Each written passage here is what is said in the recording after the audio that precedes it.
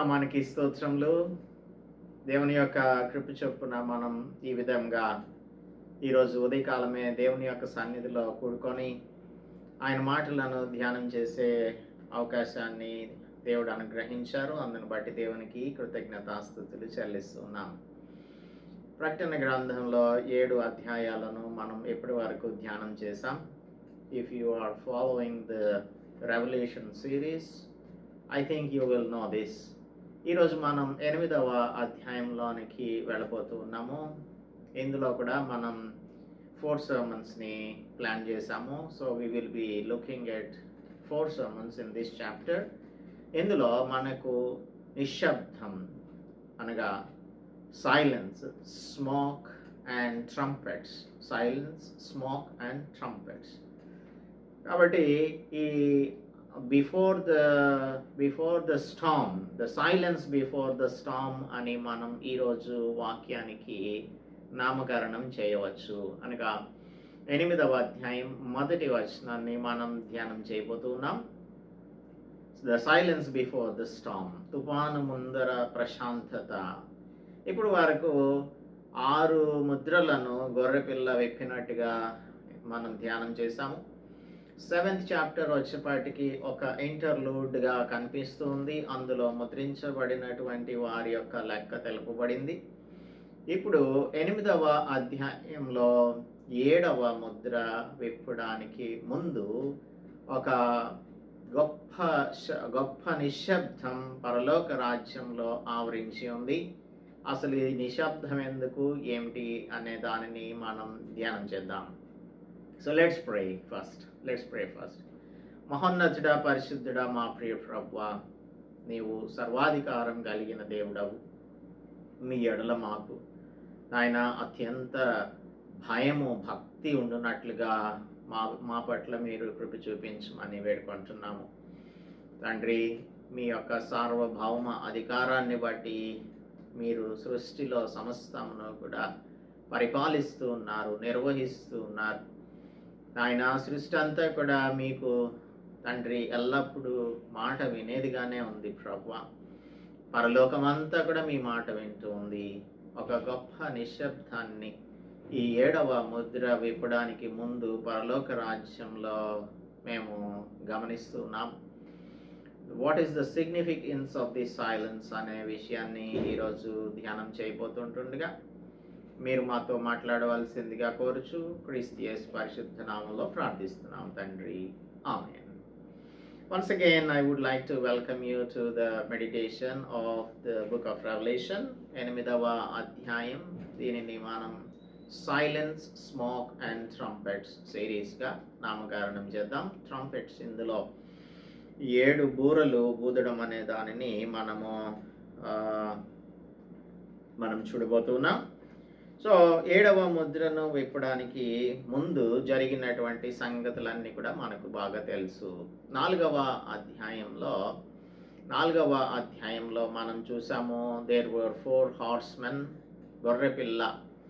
గొర్రెపిల్ల తండ్రి సింహాసనాసీనుడయ్యున్న తండ్రి చేతిలో నుంచి ఆ గ్రంథమును తీసుకున్నప్పుడు ఒక న్యూ సాంగ్ ఆఫ్ రిడెంప్షన్ పరలోకంలో పాడబడింది.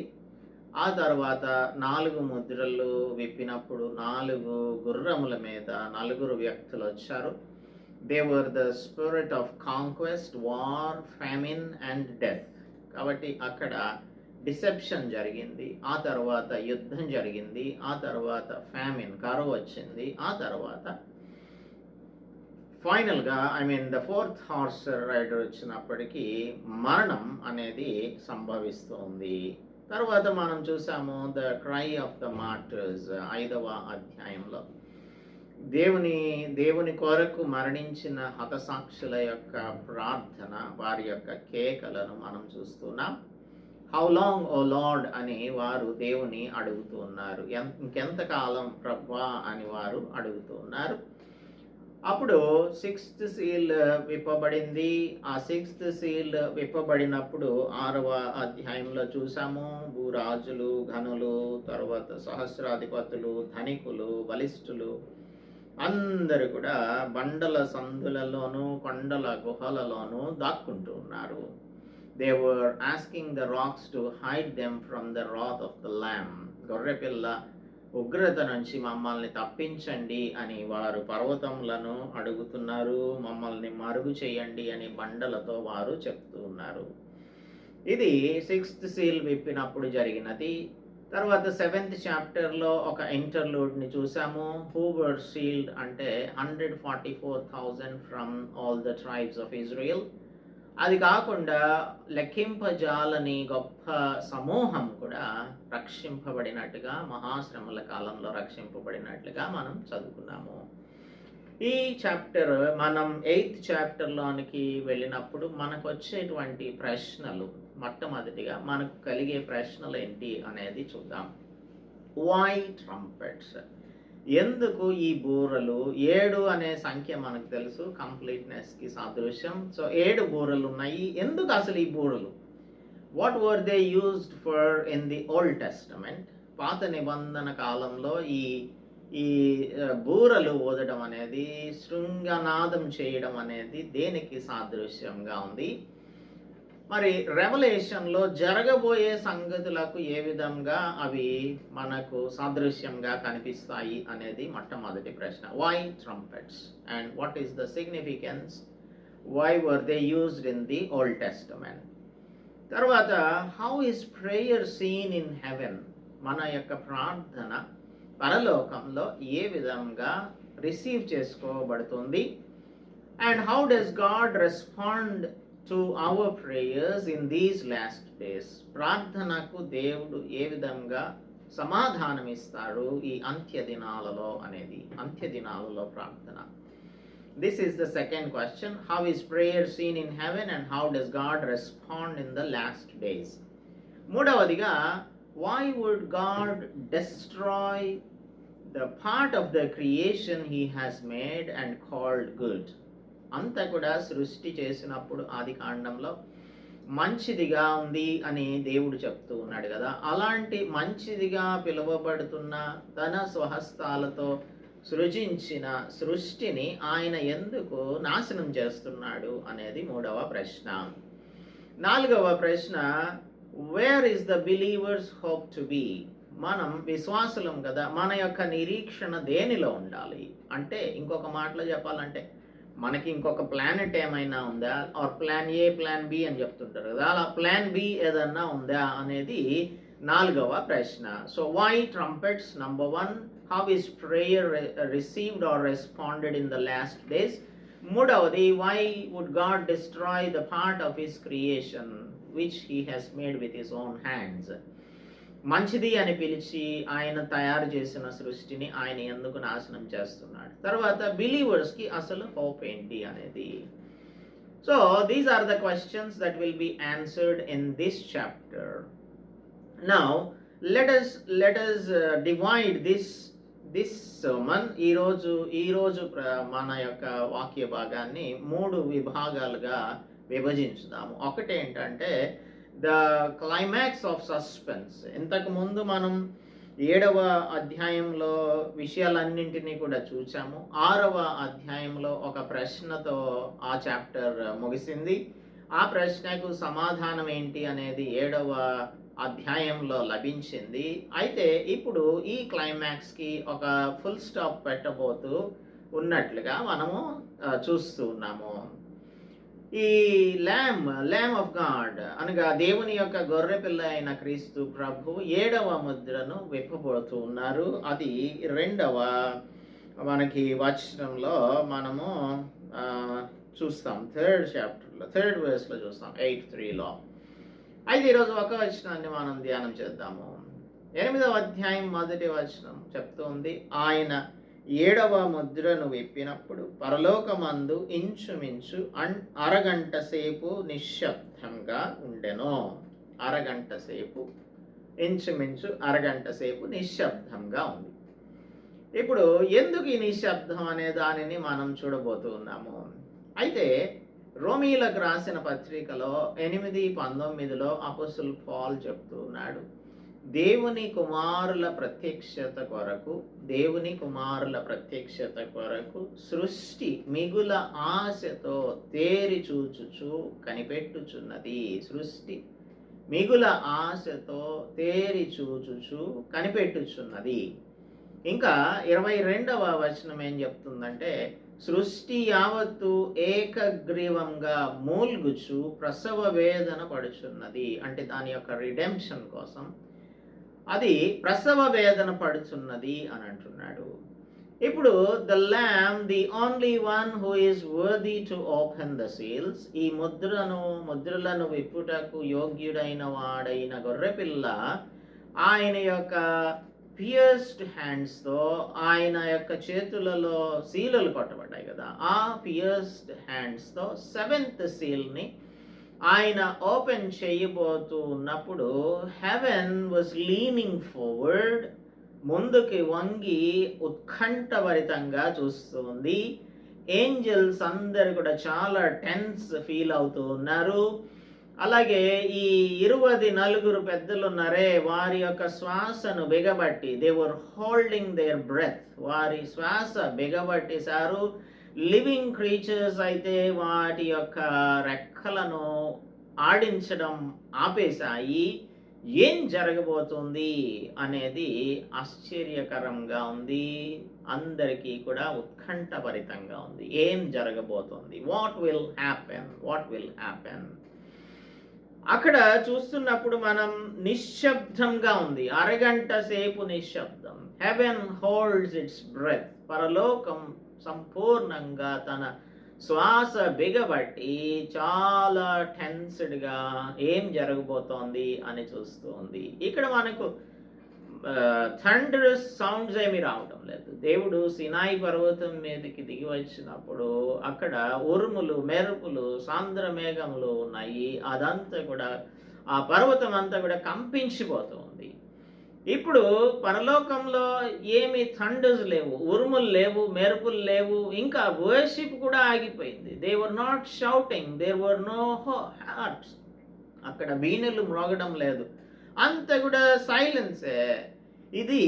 It is a measured silence. అరగంట సేపు డెలిబరేట్ సైలెన్స్ అండ్ సిగ్నిఫికెంట్ పాజ్ని మనం చూస్తున్నాం. It is a measured, deliberate, significant silence or pause. Entire heaven is silent. నిశ్శబ్దం అయిపోయింది. పరలోకం ఎప్పుడు కూడా ఎంత నిశ్శబ్దంగా ఉండలేదు. ఎందుకంటే అక్కడ ఆ లివింగ్ క్రీచర్స్ మనం చూస్తున్నాం కదా, ఈ 4th చాప్టర్లో చూసాము. ఈ 4 జీవులు కూడా పరిశుద్ధుడు అని వారు ప్రతిగానములు చేస్తూ ఉన్నారు. 24 పెద్దలు వారితో పాటుగా దేవుని ఆరాధిస్తూ ఉన్నారు. ఈ ఆరాధనకు ఎక్కడ కూడా ఫుల్ స్టాప్ అనేది లేదు. It was a continuous worship. They were worshipping the lord. అలాంటి పరలోకంలో నిశ్శబ్దం కనిపిస్తోంది, నిశ్శబ్దం ఆవరించి ఉంది. 5వ అధ్యాయంలో మనం చూసాము, వర్ది ఈజ్ ద ల్యాంబ్ అని, గొర్రెపిల్ల శ్రేష్ఠుడు అని చెప్పి ది ఏంజల్స్ వర్ సింగింగ్. ఆ దూతలు వారు పాటలు పాడుతూ ఉన్నారు. 7వ అధ్యాయంలో చూసాము, గ్రేట్ మల్టిట్యూడ్ వారు ఏమంటున్నారు, సింహాసనాసీనుడైన మా దేవునికిని గొర్రెపిల్లకును మా రక్షణకై స్తోత్రమని మహాశబ్దంతో ఎలుగెత్తి చెప్తున్నారు. Salvation belongs to our Lord అని. Heaven is a place of unceasing thunderous praise. ఇటువంటి స్తుతి జరుగుతున్నటువంటి పరలోకంలో ఇప్పుడు అంతా కూడా నిశ్శబ్దంగా ఉంది. This is not a silence of emptiness. ఇది ఎంప్టీనెస్ కి సంబంధించింది కాదు, శూన్యంతో కూడినటువంటి సైలెన్స్ కాదు. It is not a silence of boredom, చిరాకు కలిగించేది, బోర్ కలిగించేటువంటి సైలెన్స్ కాదు. It is the silence of reverent ఆ అంటే భక్తిపూర్వక ఆశ్చర్యకరమైన నిశ్శబ్దం, భక్తితో కూడిన ఆశ్చర్యకరమైన నిశ్శబ్దం. ఏం జరగబోతోంది అని. సృష్టికర్త తీసుకునే చర్య ముందు సృష్టి తన ఊపిరిని బిగబట్టి ఉంచిన నిశ్శబ్దం ఇది. ఒక న్యాయమూర్తి తీర్పును ప్రకటించడానికి ముందు కోర్ట్ హాల్లో ఉండేటువంటి నిశ్శబ్దం లాంటి నిశ్శబ్దం కనిపిస్తూ ఉంది. తుది శ్వాస విడుస్తున్న కుటుంబ సభ్యుని చుట్టూ చేరి ఎక్కడ ఈయన తుది శ్వాస విడుస్తాడో అని ఉత్కంఠతో చూస్తున్న నిశ్శబ్దం ఉంటుంది. అటువంటి నిశ్శబ్దం ఇది. This is Holi fear. ఇది పవిత్రమైన భయం, ఇంకా పరిపూర్ణమైన శ్రద్ధ, అబ్సల్యూట్ అటెన్షన్. ఎవ్వరికి కూడా కళ్ళు మూతలు పడడం లేదు, ఎవ్వరు కూడా ఇటు అటు చూడడం లేదు. They remained still. కాబట్టి ఈ విధంగా అక్కడ పరలోకంలో నిశ్శబ్దం రాజ్యం ఏలుతోంది.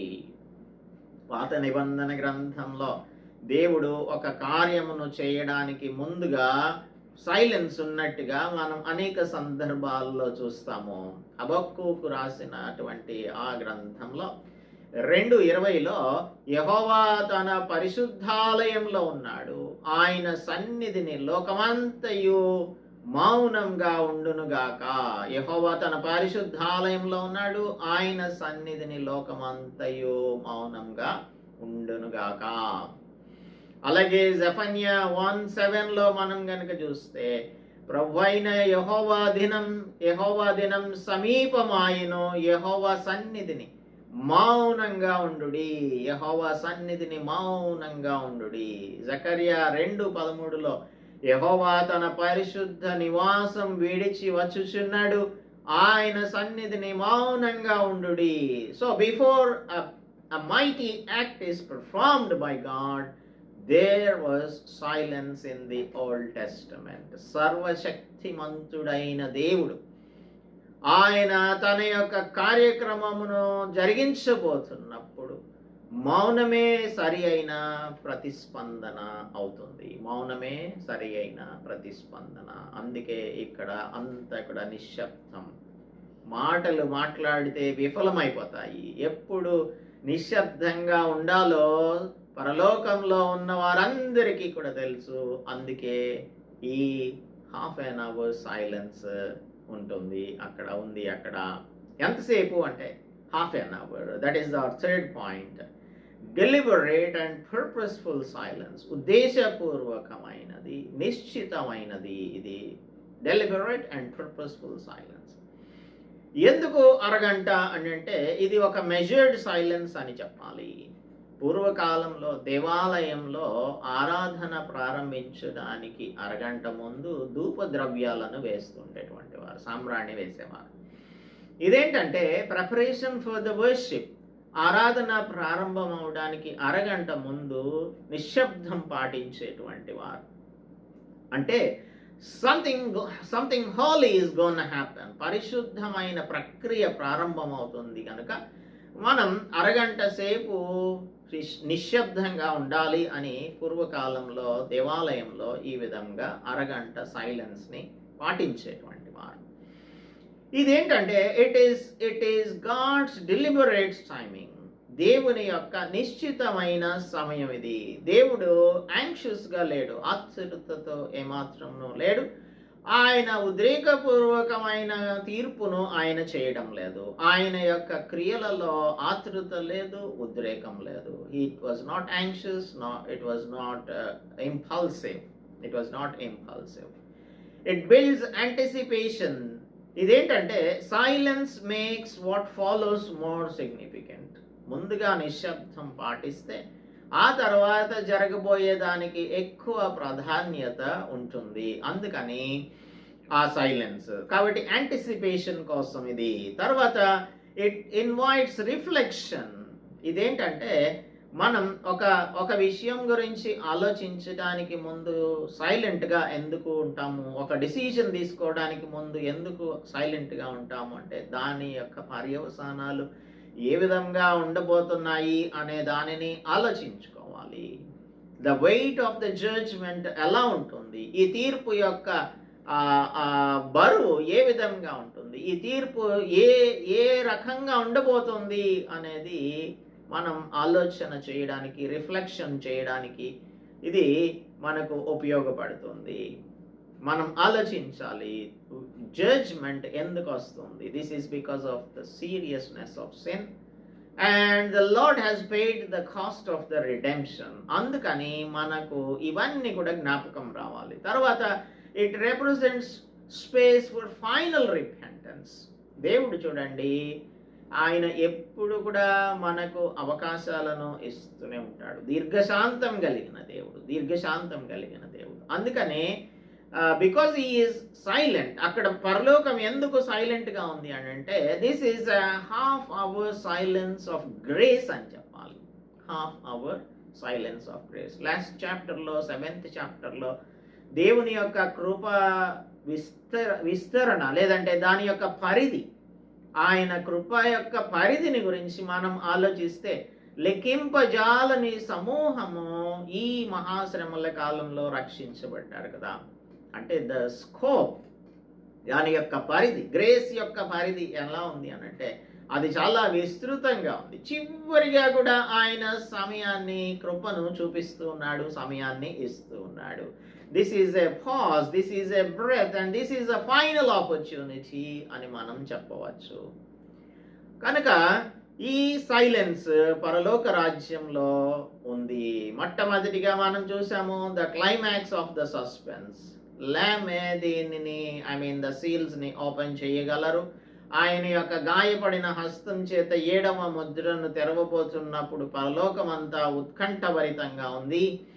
అక్కడున్న 24 పెద్దలు, దేవదూతలు అందరూ, ఆ లివింగ్ క్రీచర్స్ అంతా కూడా వారి యొక్క శ్వాసను బిగబట్టి ఉత్కంఠతో ఎదురు చూస్తూ ఉన్నారు. Heaven holds its breath. దీనిలో ఒక ఆలోచన ఉంది, దీనిలో ఒక అర్థం ఉంది. It is not like what we can say ఉద్రేకంతో చేసినటువంటిది కాదు, లేదంటే ఎంప్టీనెస్తో ఉన్నటువంటిది కాదు. ఇది పరలోకంలో పరిశుద్ధమైన భయంను మనము చూస్తున్నాము. అబ్సల్యూట్ అటెన్షన్ చూస్తున్నాం జరగబోయే దానిని గురించి. హాఫ్ ఎన్ అవర్ అనేది డెలిబరేట్, పర్పస్ఫుల్ అని మనము ధ్యానం చేశాము. ఇప్పుడు మనం దీన్ని ఏ విధంగా మన జీవితాలకు అన్వయించుకోవాలి, ఈ ప్రపంచం అంతా కూడా చాలా నాయిజీ వరల్డ్గా తయారైపోయింది. ప్రపంచం అంతా కూడా రణగుణ ధ్వనులతో నిండిపోయి ఉంది. మనకి we're bombarded with music, podcast, తర్వాత బ్లాగ్స్, వ్లాగ్స్, రీల్స్, తర్వాత షార్ట్స్. ఈ విధంగా సోషల్ మీడియా చూస్తే, మన ఫోన్ కనుక చూస్తే నోటిఫికేషన్స్, తర్వాత మన టెలివిజన్లో కంటిన్యూస్గా ఈ ప్రోగ్రామ్స్, సోషల్ మీడియా చాటర్ అంతా కూడా మనం చూస్తున్నాం. అంటే ప్రపంచం అంతా కూడా ఈ రణగుణ ధ్వనులతో నిండిపోయి ఉంది. మన జీవితాలు కూడా అలాగే నాయిజీగానే ఉన్నాయి, నిశ్శబ్దంగా ఏమాత్రము లేనేలేదు. ఇంకా చర్చెస్కి వెళ్ళామా, అంతా కూడా పర్ఫార్మెన్సెస్. మ్యూజిక్ ఒక పర్ఫార్మెన్స్గా ఉంటుంది, ఆరాధన ఒక పర్ఫార్మెన్స్గా ఉంటుంది. ఏదైనా ఒక ప్రత్యేకమైన పరిస్థితి వచ్చింది అని అంటే మ్యూజికల్ నైట్స్ జరుగుతుంటాయి కదా, అలాగ జరుగుతూ ఉంటాయి. డాన్సులు, పిచ్చి గంతులు, కొరియోగ్రఫీలు, వీటన్నింటితో మరి చర్చ్ కూడా నిండిపోయి ఉంది. అంత పర్ఫార్మెన్స్ బేస్డ్ చర్చెస్గా అయిపోయాయి. నిశ్శబ్దంగా కూర్చొని దేవుని ధ్యానించడం, ఆరాధించడం ఎక్కడ కూడా కనిపించడం లేదు. మ్యూజిక్ అంటే దబా దబా కొట్టడం, ఆ జాజ్ని కొడతారు, డ్రమ్స్ని కొడతారు. ఎక్కడ కూడా స్వీట్ మ్యూజిక్ కనిపించదు. మన దేశంలో చూస్తే మన టేస్ట్ ఎలాంటిదో కానీ ఆ యొక్క రిథం గురించి బాగా ఆశపడుతూ ఉంటారు. ఇవన్నీ కూడా ఎలా ఉంటాయి అని అంటే దేవుని యొక్క సన్నిధిలో మనం అల్లరి చేస్తున్నట్టుగా ఉంటాయి. అల్లరి తప్పించి నిశ్శబ్దంగా దేవుని తలుచుకోవడం, దేవుని ఆరాధించడం, దేవుని ధ్యానించడం, వాక్యాన్ని ధ్యానించడం ఎక్కడ జరుగుతుంది? అందుకని దేవుడు ఏం చెప్తున్నాడు అని అంటే ఈ అల్లరంతా కూడా ఆపేయండి. ఈ పెర్ఫార్మెన్స్ బేస్డ్ క్రిస్టియానిటీ అవసరం లేదు నాకు. పర్ఫార్మెన్స్ బేస్డ్ కాదు, మనం పర్ఫార్మెన్సెస్ చేయడానికి వెళ్ళడం లేదు. చిన్న పిల్లలతో డ్యాన్సులు, పెద్ద పిల్లలతో డ్యాన్సులు, ఆడవారు డ్యాన్సులు, మగవారు డ్యాన్సులు, పాస్టర్లు డ్యాన్సులు, పాస్టరమ్మలు డ్యాన్సులు. ఇదంతా కూడా దేవుని నామానికి ఎంత అవమానం కలుగుతుందంటే, మనం భక్తితోనూ రెఫరెన్స్తోనూ చూడవలసిన దేవుని యొక్క సన్నిధి అల్లరితో కూడిన ఆటపాటలతో నిండిపోయింది. అటువంటి పరిస్థితులలో మనం దేవుని బిడ్డలంగా జీవిస్తున్నాము అని భ్రమలలో ఉంటున్నాం. భ్రమలు. ఇక్కడ చూడండి, దేవదూతలు శ్వాస బిగబట్టి ఉన్నారు. 4 క్రీచర్స్ ఉన్నారు కదా, 4 జీవులు. వీరు కూడా వారికి అసలు వారి రెక్కలు కొట్టుకోవడం మానేశాయి. వారు అలా ఉండిపోయారు, స్టన్ అయిపోయినట్టుగా ఉన్నారు.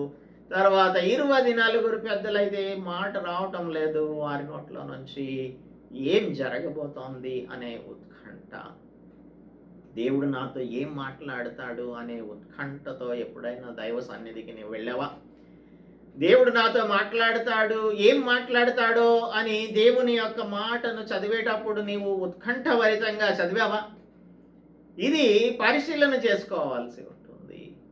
ఏదో చదివేస్తున్నాం, ఏదో వెళ్తున్నాం, ఏదో వస్తున్నాం, ఏదో ఆరాధిస్తున్నాము అంటే అది దేవునికి ఇష్టపూర్వకమైన చర్య ఏమాత్రం కూడా కానే కాదు. He will take a big decision. ఆయన ఒక మైటీ యాక్ట్ని కనుక చేశాడు అంటే మనందరం కూడా డెస్ట్రాయ్ అయిపోతాం. కానీ ఆయన కృపా సమృద్ధి కలిగిన వాడు కనుక మనలను నాశనం చేయడం లేదు. ఇంకా ఓపిక పడుతున్నాడు. దీర్ఘశాంతం. జడ్జ్మెంట్ని ప్రొనౌన్స్ చేయడానికి ముందు కూడా ఆయన ఆలోచన ఎలా ఉంది అని అంటే, he is giving a final chance. కాబట్టి we should not be bombarded by the din of the world. ఈ లోకంలో ఉన్న అల్లరి చేత మన యొక్క జీవితాలు బొంబార్డ్ చేయబడకూడదు. ప్రశాంతత కావాలి, నిశ్శబ్దం కావాలి. ఆయనను ఆరాధించడానికి మనకు ఒక సైలెంట్ అట్మాస్ఫియర్ కావాలి. ఇది అవసరమైనది కనుక be still and know that I am the Lord అని అంటున్నాడు. ఏమంటున్నాడు 46:10లో? ఊరకుండుడి, నేనే దేవుడనని తెలుసుకొనుడి అని అంటున్నాడు. ఊరుకుండాలి కొంచెం సేపు. కనీసం మన జీవితంలో నిశ్శబ్దంగా దేవుని సన్నిధిలో ఉండగలుగుతున్నామా? అదే సమయంలోనే మనకు ఫోన్ కాల్స్ వస్తాయి, అదే సమయంలోనే మనకి వాట్సాప్ మెసేజెస్ వస్తాయి, అదే సమయంలో మనం సోషల్ మీడియా చూస్తుంటాం. అక్కడేమో వాక్యం చెప్తూ ఉంటారు, ఇక్కడేమో మనం ఏదో చేస్తూ ఉంటాం. ఎక్కడ క్రమశిక్షణ ఉంది? పరలోకమంతా కూడా క్రమశిక్షణతో ఉన్నారు. దేవుని యొక్క కార్యాలను ఉత్కంఠభరితంగా చూస్తూ ఉన్నారు. మన జీవితాలలో దేవుని కార్యములు జరగడానికి మనకు ఉత్కంఠ లేకుండా అయిపోయింది. అక్కడ చూడండి, చర్చెస్లో ఇటువంటి పర్ఫార్మెన్సెస్ జరుగుతుంటే పరలోక రాజ్యంలో నిశ్శబ్దంగా ఉంది. వారు వెయిట్ చేస్తున్నారు, వింటూ ఉన్నారు, వారి యొక్క రెఫరెన్స్ని చూపిస్తున్నారు, దేవుని పట్ల తమకున్న శ్రద్ధను చూపిస్తూ ఉన్నారు. అందుకే మనం కూడా ఆగాలి, వినాలి, ఆయనకు ఇవ్వవలసిన గౌరవాన్ని మనం ఇవ్వవలసి ఉంటుంది. అలా గనక లేకపోతే మన యొక్క క్రైస్తవ జీవితాలు అనవసరం, వేస్ట్. ఇది క్రైస్తవ్యం అని చెప్పుకోవడం వేస్ట్, నేను క్రిస్టియన్ అని చెప్పుకోవడం వేస్ట్. దేవుని యొక్క సమయాన్ని కూడా మనం గౌరవించాలి. 1/2 hour సైలెన్స్ అక్కడ ఉంది. So we should trust the timing of the lord. అంతా కూడా చాలా ఆయన పకడ్బందీగా సృష్టిని చేశారు. అనేక మంది ప్రవక్తలతో చెప్పించారు, దానియేలుతో చెప్పించారు. ఇంకా ఇప్పుడు మనం కొన్ని ప్రవక్తల గ్రంథాలలో నుంచి కొన్ని వచనాలను చదువుకున్నాము. ఈ జరగబోయే వాటిని గురించి ఆయన అనేకమైన ప్రవక్తలతో చెప్పారు. అవన్నీ కూడా గాడ్స్ టైమింగ్ ప్రకారంగానే జరిగాయి. కనుక ఆయనను మనం గౌరవించాలి, ఘనపరచాలి, ఆయనను మహిమపరచాలి. మన జీవితం ద్వారా ఆయన నామానికి అవమానం రాకుండా చూడాలి. అప్పుడు దేవుని యొక్క బిడ్డలంగా మనం పిలువబడతాం. ఆయన చేసే కార్యాలను మన జీవితంలో ఖచ్చితంగా చూడగలుగుతాం. Let us pray. పరిశుద్ధుడా, మా ప్రియ ప్రభువా, మా రక్షక, మీ యొక్క టైమింగ్స్ అన్నీ కూడా చాలా పర్ఫెక్ట్ టైమింగ్స్ ప్రభువా. పరలోకంలో 7వ ముద్రను గొర్రెపిల్ల విప్పడానికి ముందు మహా నిశ్శబ్దాన్ని మేము చూస్తున్నాం. మా చర్చెస్లోనైతే అల్లరి చూస్తున్నాం.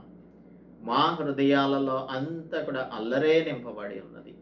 మా జీవితాలన్నీ కూడా అల్లరితో కూడిన ఆటపాటలుగానే అయిపోయాయి. ఎందుకంటే మేము చూసే కాంటెంట్ అంతా అల్లరితో కూడిన ఆటపాటలే. ఇవన్నీ చూస్తూనే ఇవన్నీ మీకు వ్యతిరేకమని మాకు తెలిసినప్పటికీ వీటినే చేస్తూ మీకు ఇవ్వవలసిన ఆ ఘనతను, మహిమను, ప్రభావమును మేము ఇవ్వలేకపోతున్నాము. మా ప్రియులను, మమ్ములను మీరు జ్ఞాపకం చేసుకోండి ప్రభువా. మా జీవితంలో సైలెంట్గా మీ యొక్క కార్యములను చూడడానికి మాకు కృప దయచేయండి.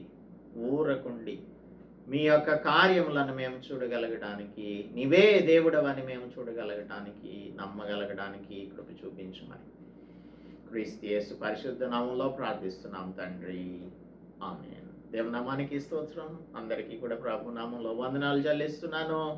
దేవుని యొక్క సన్నిధిలోనికి వెళ్ళినప్పుడు అల్లరితో కాకుండా నిశ్శబ్దంగా ఆయనను మనం ఆరాధించడం నేర్చుకుందాం. పరలోకంని చూచి మనం బుద్ధి తెచ్చుకుందాం. దేవుడు అందుకు మనకు కృప చూపించును గాక. ఆమేన్.